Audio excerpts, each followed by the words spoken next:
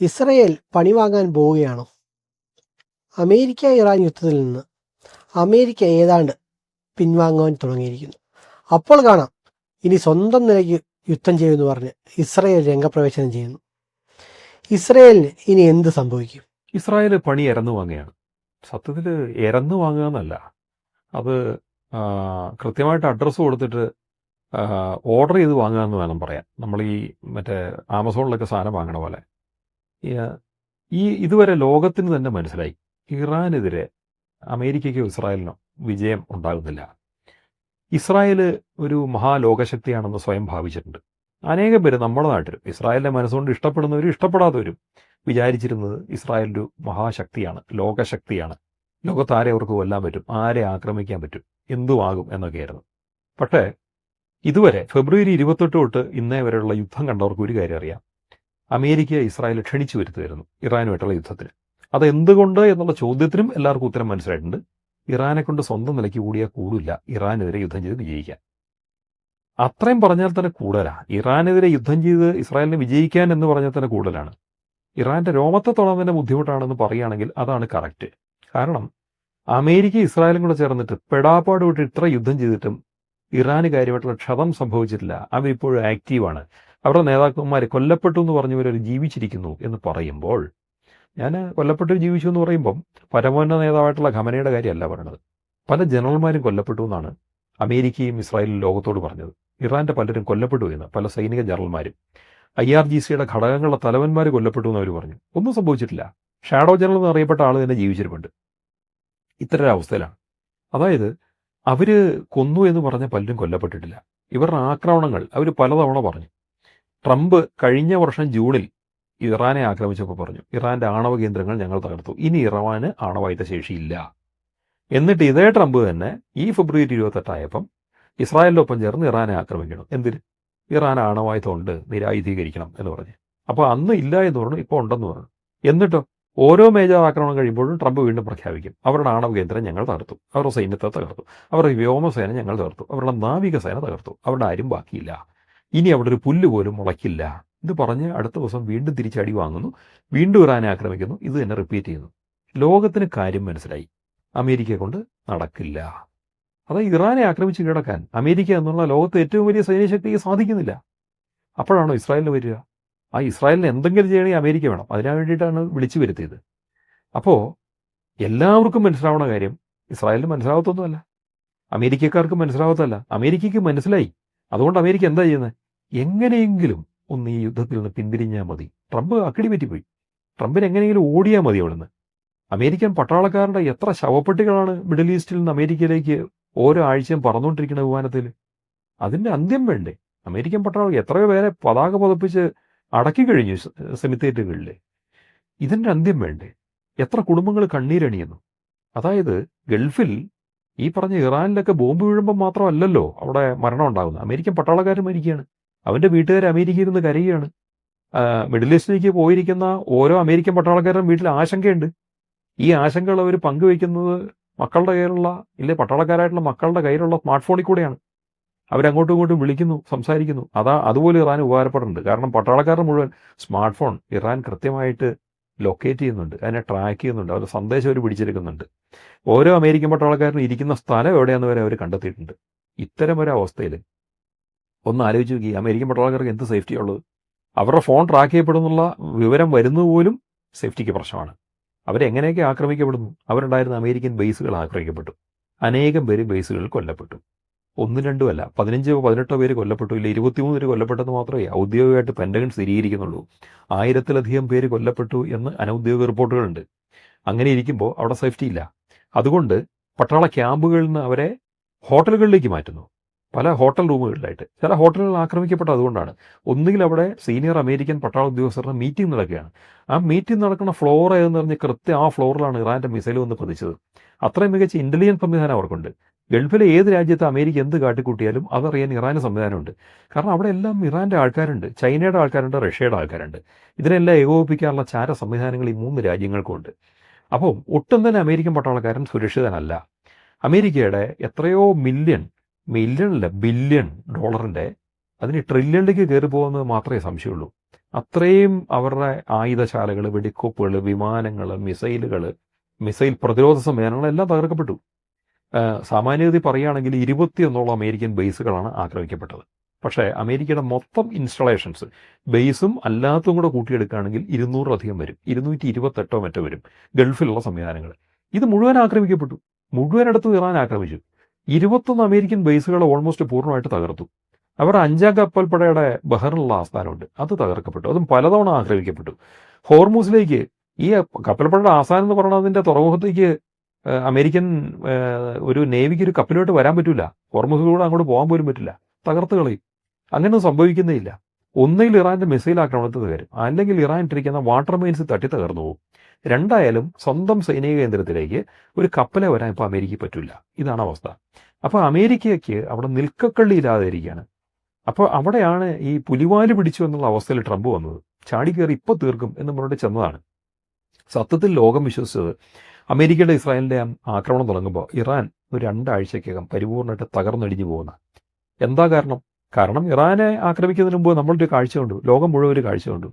ഒരു മനുഷ്യനെ കണ്ണ് മൂടിക്കെട്ടി നിസ്സഹായനാവസ്ഥയിൽ വിലങ്ങ് വെച്ചുകൊണ്ട് പോകുന്നു.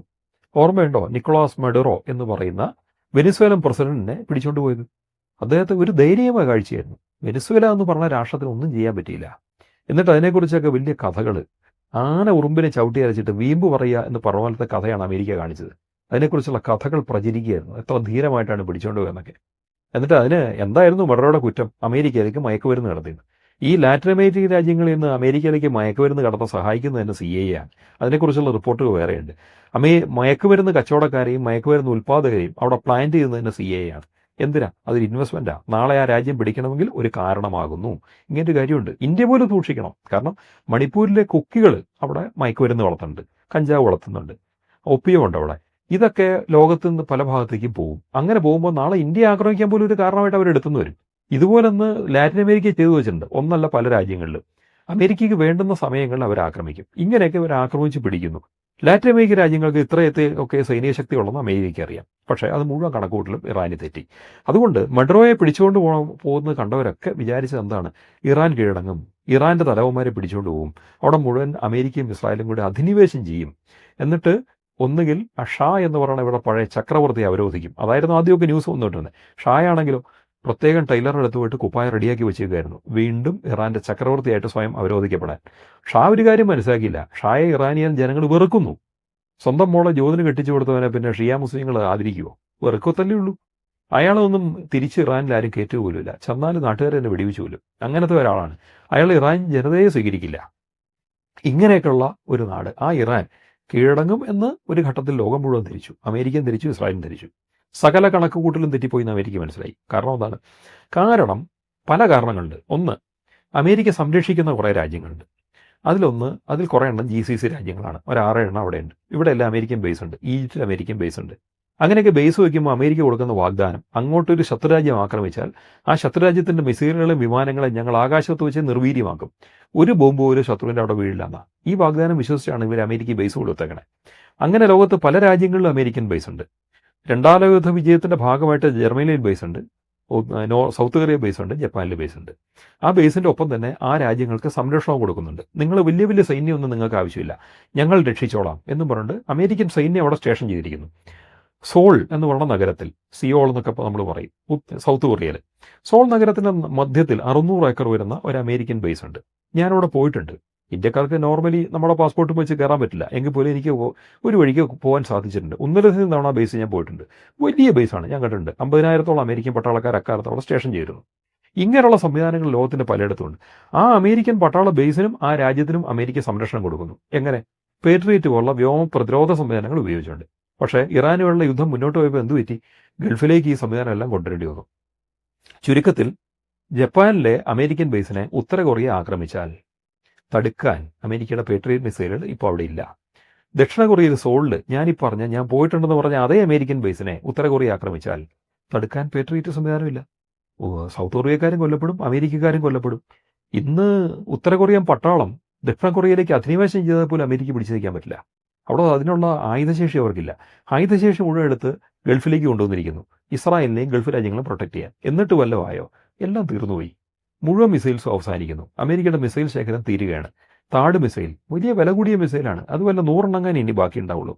പേട്രിയറ്റ് മിസൈലിൻ്റെ ശേഖരം ഏതാണ്ട് 70% കുറഞ്ഞു. ഇനി ഉള്ളത് വെച്ചിട്ട് അതും കൂടെ തീർക്കണ്ടല്ലോ എന്ന് വെച്ചിട്ടാണ് അമേരിക്ക ഇപ്പം വെടിനിർത്തൽ വെച്ചേക്കണേ. കാരണം ഇറാൻ മിസൈൽ അയക്കാതിരുന്നാൽ ഭാഗ്യം, ഉള്ള പേട്രിയറ്റ് മിസൈൽ അവിടെ സംരക്ഷിക്കപ്പെടും. അമേരിക്കയ്ക്ക് എന്തായാലും ഇപ്പോൾ ഒരു വെടിനിർത്തൽ ആവശ്യമാണ്. കുറച്ച് നാളത്തേക്ക്, ഒരു പക്ഷേ ഏതാനും മാസങ്ങളിലേക്ക് അവർ വെടിനിർത്തും. എന്തിനാണ്?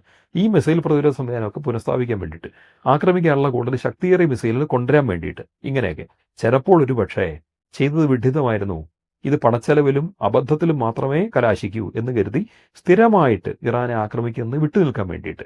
ഇങ്ങനെ പല കാരണങ്ങളുണ്ടാവാം ഇപ്പോൾ ഈ വെടിനിർത്തലിന് പുറകിൽ. പക്ഷേ ഇസ്രായേൽ അത് ഉൾക്കൊള്ളുന്നില്ല. അമേരിക്ക പിന്തിരിഞ്ഞോടാനാണ് നോക്കുന്നതെന്ന് ഇസ്രായേലിനറിയാം. അതുകൊണ്ട് ഏതെങ്കിലും വിധത്തിൽ ട്രംപിനെ പ്രഷറൈസ് ചെയ്തിട്ട് ബ്ലാക്ക്മെയിൽ ചെയ്തിട്ടായാലും എങ്ങനെയെങ്കിലും യുദ്ധം കണ്ടിന്യൂ ചെയ്യാനാണ് ഇസ്രായേലിൻ്റെ നീക്കം. അങ്ങനെ ഒന്നിലധികം തവണ നിർത്തിയ യുദ്ധം ഇസ്രായേൽ തുടങ്ങിച്ചു. നമുക്കറിയാം, സമാധാനക്കരാർ ഒപ്പിട്ടതാണല്ലോ സ്വിറ്റ്സർലാൻഡിൽ വെച്ചിട്ട്. എന്നിട്ട് അത് ലംഘിക്കാൻ വേണ്ടിയിട്ട് ഇസ്രായേൽ തന്നെ സ്വന്തം നിലയ്ക്ക് യുദ്ധം നടത്തി. അത് ലെബനിൽ ഹിസ്ബുള്ളയെ ആക്രമിക്കുക എന്നുള്ളതായിരുന്നു. കരാറിൽ പ്രത്യേകം പറയുന്നുണ്ട്, ഹിസ്ബുള്ള ഒന്നും ചെയ്യരുത്, ഇസ്രായേൽ ഒന്നും അനങ്ങാൻ പാടില്ല. ട്രംപ് വന്ന് പ്രഖ്യാപിച്ചു, ഇസ്രായേൽ ഒന്നും ചെയ്യത്തില്ല, ഞങ്ങൾ പറഞ്ഞാൽ കേൾക്കും എന്ന്. നിങ്ങൾ പറഞ്ഞാൽ ഞങ്ങൾ കേൾക്കില്ലെന്ന് ഇസ്രായേൽ പ്രഖ്യാപിച്ചു. അവരാക്രമണം തുടങ്ങി. അവസാനം അമേരിക്ക വീണ്ടും ആക്രമിക്കേണ്ടി വന്നു. ആ ഘട്ടത്തിൽ, അതായത് സമാധാനക്കരാർ ഒപ്പിട്ടത് ലംഘിച്ചുകൊണ്ട് അമേരിക്ക നടത്തിയ ആക്രമണത്തിലാണ് ഇന്നേ വരെയുള്ള അമേരിക്കൻ ചരിത്രത്തിൽ ഏറ്റവും രൂക്ഷമായ ആക്രമണം അമേരിക്കൻ താവളങ്ങൾ ഏറ്റുവാങ്ങിയത്. അങ്ങനെ ജോർദാനിലെ അമേരിക്കൻ താവളം മുഴുവൻ കത്തിയമർന്നു. അവിടെയുള്ള ഒരൊറ്റ പട്ടാളക്കാരൻ പോലും ഇല്ലാത്ത വിധത്തിൽ അമേരിക്കയുടെ മുഴുവൻ സൈനികരും കൊല്ലപ്പെടുന്ന വിധത്തിലുള്ള വമ്പൻ ആക്രമണമാണ് ഇറാൻ നടത്തിയത്. അവിടെ ഉണ്ടായിരുന്ന അവരുടെ മുഴുവൻ വിമാനങ്ങൾ കത്തിയെരിഞ്ഞു. അവിടെ ഉണ്ടായിരുന്ന ഊർജ്ജ സംഭരണശാലയ്ക്ക് തീ പിടിച്ചു. ആകാശത്തേക്ക് കിലോമീറ്ററുകൾ ഉയരത്തിലേക്ക് കറുത്ത പുകപടൽ ഉയരുകയായിരുന്നു. ഒരു വലിയ അമേരിക്കൻ ബേസ് മുഴുവനായിട്ട് കത്തിപ്പോയി. അമേരിക്കയെ സംബന്ധിച്ച് ഇന്നേ വരെയുള്ള ഏറ്റവും വലിയ നഷ്ടമാണ്. ലോകത്താകമാനം കിടക്കുന്ന 800ഓളം അമേരിക്കൻ ബേസുകളിൽ ഒരു ഏറ്റവും മികച്ച സുപ്രധാനമായിട്ടുള്ള ജോർഡാനിലെ, അതും ഗൾഫ് മേഖലയിലെ ഏറ്റവും വലിയ അമേരിക്കൻ ബേസ്, അത് അവിടെ F-16 വിമാനങ്ങളുണ്ട്, മറ്റാക്രമണ വിമാനങ്ങളുണ്ട്, റീഫ്യൂവലിംഗ് വിമാനങ്ങളുണ്ട്, പ്രതിരോധ സംവിധാനങ്ങളുണ്ട്, താഡ് മിസൈലുണ്ട്, പേട്രിയറ്റ് ഉണ്ട്, ആരോ ഉണ്ട്, എല്ലാം ഉണ്ട്. എല്ലാം തകർന്നു പോയി, ഒന്നും ബാക്കിയുണ്ടായില്ല. ഈ ആക്രമണം കഴിഞ്ഞതോടെ അമേരിക്ക മനസ്സിലായി, ഇനി ഗൾഫിൽ എന്ത് ചെയ്താലും ഇറാൻ വലിയ ആക്രമണം നടത്തും. മാത്രമല്ല, ഇറാനാണെങ്കിൽ അടിക്ക് തിരിച്ചടി എന്നുള്ളത് നിർത്തിയിട്ട് ഇനി അതൊന്നും നോക്കണ്ട, അങ്ങോട്ട് കയറി ആക്രമണം എന്നുള്ള പുതിയ ലൈൻ സ്വീകരിച്ചു. ഇവിടെയാണ് അമേരിക്ക പെട്ടുപോയത്. കാരണം അമേരിക്ക അടിക്കുമ്പോൾ മാത്രമേ തിരിച്ചടി ഉള്ളൂ എങ്കിൽ സമാധാനമുണ്ട്. അടിക്കാൻ വേണ്ടിയിട്ട് ആവശ്യത്തിന് മിസൈൽ വരുമ്പോൾ ഒരു തിരിച്ചടി, അത്രയല്ലേ ഉള്ളൂ. പക്ഷെ അതും കഴിഞ്ഞിട്ട് പൂർണ്ണമായ ആക്രമണം ഗൾഫിൽ നടത്താൻ ഇറാൻ ആലോചിച്ചാൽ GCC രാജ്യങ്ങൾക്കും അമേരിക്ക ഇസ്രായേലും കൂടെ ചേർന്നാലും അതിനെ തടുക്കാൻ പറ്റില്ല. അതിന് എന്തെങ്കിലും ചെയ്യണമെങ്കിൽ ടർക്കി സഹായിക്കണം. കാരണം നാറ്റോയിലെ അമേരിക്ക കഴിഞ്ഞ ഏറ്റവും വലിയ രാഷ്ട്രം എന്ന് പറയുന്നത് ടർക്കിയാണ്. ഏറ്റവും ശക്തിയുള്ള സൈനിക ശേഷിയുള്ള രാഷ്ട്രം. ടർക്കി ഇറാനെതിരെ തിരിഞ്ഞാൽ മാത്രമേ ഇറാൻ ഏതെങ്കിലും രൂപത്തിൽ അവിടെ പ്രതിരോധിക്കാൻ പറ്റുള്ളൂ. ടർക്കി തിരിയില്ല. കാരണം ടർക്കി ഇറാൻ്റെ ഏറ്റവും അടുത്ത സുഹൃത്താണ്. ഇറാനിൽ നിന്ന് ടർക്കിയിലേക്ക് ഇറാൻ പൗരന്മാർക്കും ടർക്കിയിൽ നിന്ന് ഇറാനിലേക്ക് ടർക്കിഷ് പൗരന്മാർക്കും യാത്ര ചെയ്യണമെങ്കിൽ വിസ ആവശ്യമില്ല. കാരണം ഏറ്റവും മികച്ച സുഹൃത്ത് രാജ്യങ്ങൾക്കിടയിൽ വിസ ആവശ്യമില്ല. അതായത് നമ്മൾ അതിർത്തിയിൽ പോലും വിസ സ്റ്റാമ്പ് ചെയ്യേണ്ട ആവശ്യമില്ല. സ്വന്തം പാസ്പോർട്ട് കാണിച്ച് നേരെ കയറാം. ഇത്രയും മികച്ച ബന്ധമുള്ള രാജ്യങ്ങളാണ് പഴയ ഒട്ടോമൻ സാമ്രാജ്യവും പഴയ പെർഷ്യൻ സാമ്രാജ്യവും. അവർ തമ്മിൽ യുദ്ധങ്ങൾ അങ്ങനെ കാര്യമായിട്ട് ഉണ്ടാവില്ലായിരുന്നു. ഇപ്പോഴും അവർ തമ്മിൽ സംഘർഷമില്ല. അവർക്ക് പരസ്പരം അങ്ങോട്ടും ഇങ്ങോട്ടും പ്രവേശിക്കാം. ജനങ്ങൾ തമ്മിൽ മികച്ച ബന്ധങ്ങളാണുള്ളത്. അങ്ങനെ ടർക്കി മാറി നിൽക്കുന്നു. സദ്ദാം ഹുസൈൻ്റെ കാലത്ത് ഇറാഖ് ഇറാനുമായിട്ട് യുദ്ധത്തിലായിരുന്നു. ഇപ്പോഴത്തെ ഇറാഖ് യുദ്ധത്തിലല്ല. കുർദുകളെ കൊണ്ട് യുദ്ധം ചെയ്യിപ്പിക്കാൻ നോക്കി. കുർദുകൾ യുദ്ധത്തിന് റെഡിയല്ല. കാരണം ഇറാൻ്റെ ശക്തി എന്തെന്ന് കുർദുകൾക്കറിയാം. യുദ്ധത്തിന് ഇറങ്ങിയിട്ട് നാളെ ഇറാൻ തന്നെ വിജയിച്ചാൽ കുർദുകൾ ആരും ബാക്കിയുണ്ടാവില്ല, വംശനാശം വരും. അതവർക്ക് അറിയാവുന്നതുകൊണ്ട് ഒരു തരത്തിലും അമേരിക്കയുടെ ആ പ്രപ്പോസൽ ഏറ്റെടുക്കാൻ അവർ തയ്യാറായില്ല. അപ്പോൾ ചുരുക്കി പറഞ്ഞാൽ അമേരിക്ക നേരിട്ട് യുദ്ധം ചെയ്യാനും പ്രോക്സികളെ വെച്ച് യുദ്ധം ചെയ്യിക്കാനും നോക്കിയ എല്ലാ ശ്രമങ്ങളും വിഫലമായി. സൗദിയെ കൊണ്ട് യുദ്ധം ചെയ്യിക്കാൻ പറ്റുമെന്നൊക്കെ ആലോചിക്കുന്നുണ്ട്. ഒന്നും നടക്കില്ല. സൗദി UAE ഒക്കെ ഞങ്ങളൊക്കെ വേണം യുദ്ധത്തിന് ഇറങ്ങാം എന്നൊക്കെ ഇടയ്ക്കുള്ള ചില സൂചന തന്നെങ്കിലും അവർക്കൊന്നും അതിനുള്ള ശക്തിയില്ല എന്നുള്ളതാണ് വാസ്തവം. ജോർദാനിലെ ആക്രമണം, അതായത് ജോർദാനിലെ അമേരിക്കൻ ബേസ് ഇറാൻ ചുട്ടുകരിച്ച കാഴ്ച കണ്ടതോടുകൂടി മുഴുവൻ ഗൾഫ് രാജ്യങ്ങൾക്കും കാര്യം മനസ്സിലായി, നടക്കില്ല. അതുകൊണ്ട് ഇറാൻ മുന്നിൽ വെച്ചൊരു പ്രപ്പോസലാണ് അവർ ഇപ്പോൾ സ്വീകരിച്ചിരിക്കുന്നത്. നമുക്ക് സമാധാനമാകാം, ഷിയാൻ സുന്നി സംഘർഷങ്ങൾ പോലും വേണമെങ്കിൽ മറക്കാം, ഇറാനുമായിട്ട് സമാധാന കരാർ ഒപ്പിട്ട് മുന്നോട്ട് പോകാം എന്നുള്ള ആലോചന ഗൾഫിലെ GCC രാജ്യങ്ങൾക്കിടയിൽ ശക്തമായിരിക്കുന്നു. അങ്ങനെയെങ്കിൽ അവർ തമ്മിൽ ഒരു സഖ്യം വരും, ഒരു സമാധാന കരാർ വരും, പരസ്പരം ആക്രമിക്കില്ല എന്നുള്ള ഉറപ്പ് വാങ്ങിക്കും. എന്തായാലും ഒരു കാര്യമുണ്ട്, ഇറാനെ അവർക്ക് വിശ്വസിക്കാം, അത് ഉറപ്പുണ്ട്. അമേരിക്ക അവർക്ക് വിശ്വസിക്കാൻ പറ്റുമെന്ന് അറിയാൻ മേല, പക്ഷേ ഇറാനെ വിശ്വസിക്കാം. അങ്ങനെ ഒരു കരാർ ഒപ്പിടുമ്പോൾ ആ കരാറിന് ഒത്തിരി വില കൊടുക്കേണ്ടി വരും. കാരണം അമേരിക്കയോട് അവിടെ നിന്ന് ഇറങ്ങി പോകാൻ പറയേണ്ടി വരും. അപ്പോൾ അമേരിക്ക ഇനിയും യുദ്ധം തുടരുകയും ഗൾഫ് രാജ്യങ്ങൾ ആക്രമിക്കപ്പെടുകയും നാളെ അവിടെ ഊർജ്ജോൽപാദന കേന്ദ്രങ്ങൾ, ഊർജ്ജ സംഭരണ കേന്ദ്രങ്ങൾ, കൂടാതെ ഡീസലിനേഷൻ പ്ലാന്റുകൾ എന്നിവയും കൂടി ഇറാൻ ആക്രമിച്ച് നശിപ്പിച്ചാൽ ഗൾഫിൽ ആർക്കും ജീവിക്കാൻ വയ്യാത്ത സ്ഥിതി വരും. ഗൾഫിലുള്ള എല്ലാവരും ഗൾഫ് വിട്ട് പോകേണ്ടി വരും. കാരണം നമ്മുടെ നാട്ടിൽ കിണർ കുഴിച്ചാൽ, മണ്ണ് കുഴിച്ചാൽ കിണർ കുത്തി വെള്ളം കിട്ടും. ഗൾഫിലത് കിട്ടത്തില്ല. ഡീസലിനേഷൻ പ്ലാന്റുകൾ നശിപ്പിക്കപ്പെട്ടാൽ മനുഷ്യൻ ദാഹിച്ചും വലഞ്ഞും ചുട്ടുപഴുതും നശിക്കും. അതുപോലെ ഊർജ്ജ സംഭരണ കേന്ദ്രങ്ങൾ, ഊർജ്ജോൽപാദന കേന്ദ്രങ്ങൾ ഇതൊക്കെ പോയാൽ, വൈദ്യുതി ഉൽപ്പാദിക്കാൻ പറ്റിയില്ലെങ്കിൽ, അവരുടെ പെട്രോളിയം പോലുള്ള കാര്യങ്ങൾ രാജ്യത്ത് മുഴുവൻ സപ്ലൈ ചെയ്യാൻ പറ്റിയില്ലെങ്കിൽ ജനങ്ങൾ വീണ്ടും കഷ്ടപ്പെടും. AC ഓൺ ചെയ്യാൻ പറ്റാണ്ട് വരും. ചുട്ടുപഴുത്ത ചൂടാണ്. പെട്ടെന്ന് വിമാനം കിട്ടി എല്ലാവർക്കും ഗൾഫിൽ നിന്ന് പുറത്തു പോകാനൊന്നും പറ്റുമൊന്നുമില്ല. ജീവിതം നരകമാകും. നരയിച്ച് അനേകം പേര് മരിക്കും.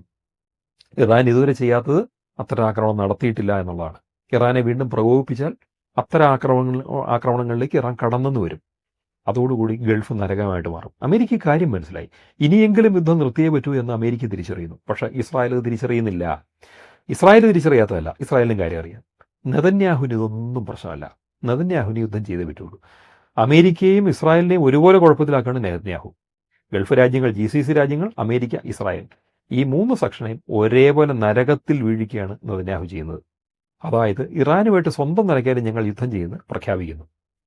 ഇസ്രായേലിന് ഇന്നോളമുള്ള ചരിത്രത്തിലെ ഏറ്റവും വലിയ അബദ്ധമായിരിക്കും ഇത്.